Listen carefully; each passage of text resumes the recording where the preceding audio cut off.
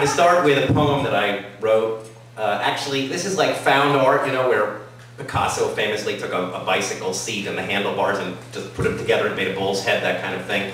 Only this was found poetry because I was saving up over several years the fortunes from fortune cookies. And eventually, by picking selectively, by the time we were ready to open the theater, which took a few years more than we thought, I had a 9-line poem here. Each line is an actual fortune cookie fortune.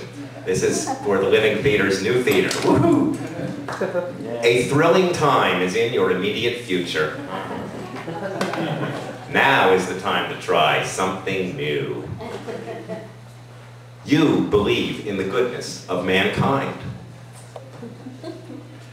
Where there is will, there is way. You are strong and brave. Your future is as boundless as the lofty sky.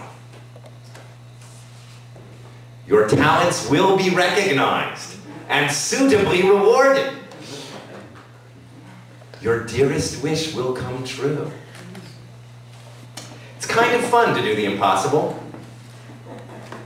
Now I have a poem I just wrote.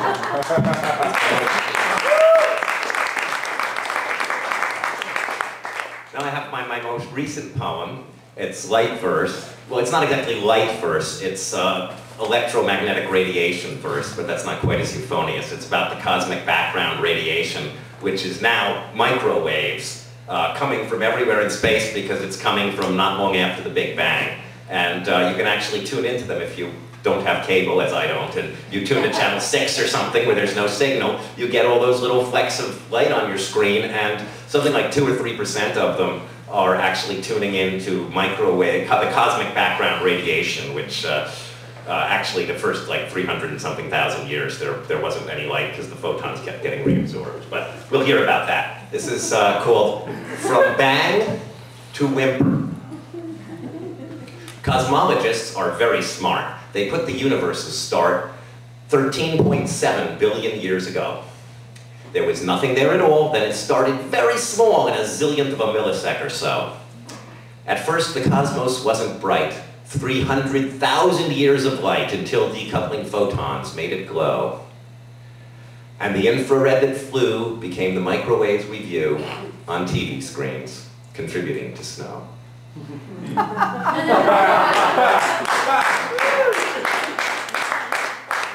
Now I have one more poetic selection to close with, but before that I thought there's another form of creative performance, as it were, that David Mamet was talking about to Leonard Lopate on the radio show on last month.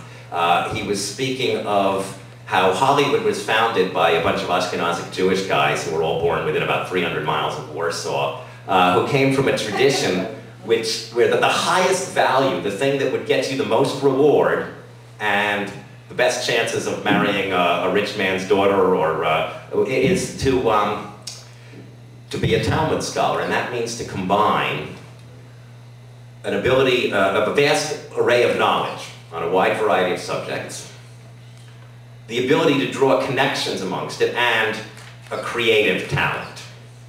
And so I was going to do a piece of that for you, but I thought you can do it yourselves. I'll do some instant Talmud study here. Hold on.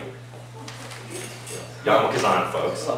Okay, this is something I found in, it's called A Torah Commentary for Our Times by Harvey J. Fields.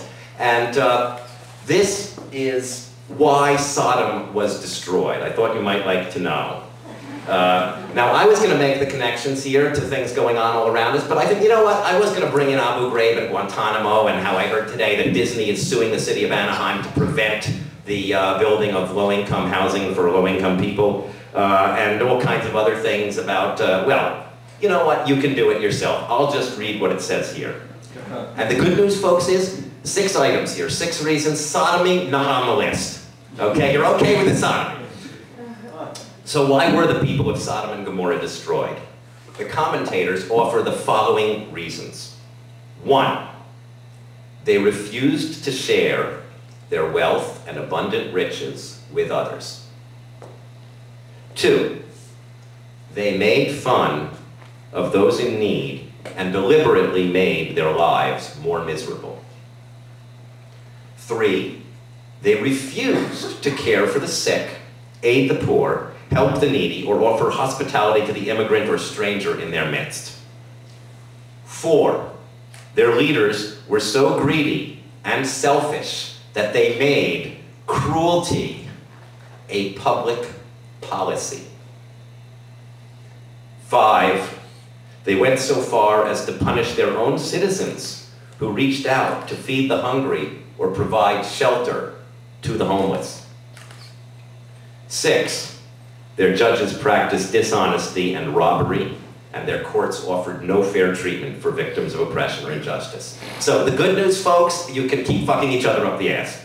The bad news, the majority of people were not in on this. And yet, according to Avraham ibn Ezra, a Spanish commentator of the 12th century, not one citizen of Sodom protested the cruel treatment of strangers. They remained silent.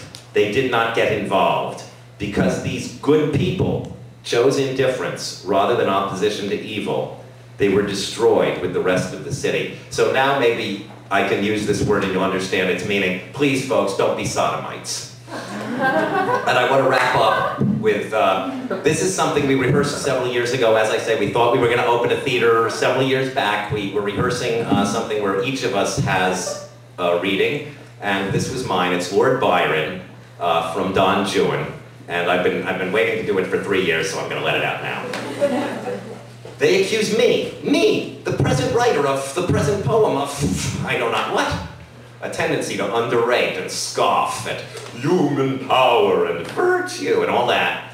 And this they say in language rather rough. Good God, I wonder what they would be at. I say no more than hath been said in Dante's verse, and by Solomon, and by Cervantes, and by Swift, by Machiavel, by Rochefoucauld, by Fenelon, by Luther, and by Plato, by Tillotson and Wesley, and Rousseau, who knew this life was not worth a potato.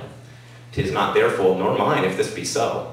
For my part, I pretend not to be Cato nor even Diogenes. We live and die, but which is best?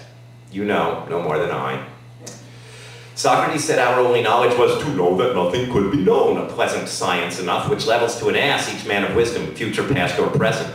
Newton, that proverb of the mind, alas declared, with all his grand discoveries recent, that he himself felt only like a youth picking up shells by the great ocean truth. Ecclesiastes says that all is vanity. Most modern preachers say the same, or show it by their example of true Christianity. In short, all know, or very soon may know it, and in the scene of all confessed inanity, by saint, by sage, by preacher, and by poet, must I restrain me through the fear of strife from pointing out the nothingness of life? I would to heaven that I were so much clay as I am blood, bone, marrow, passion, feeling, for that at least the past were passed away, and for the future. But I write this, reeling, having got drunk exceedingly today, so that I seem to stand upon the ceiling. I say, the future is a serious matter, and so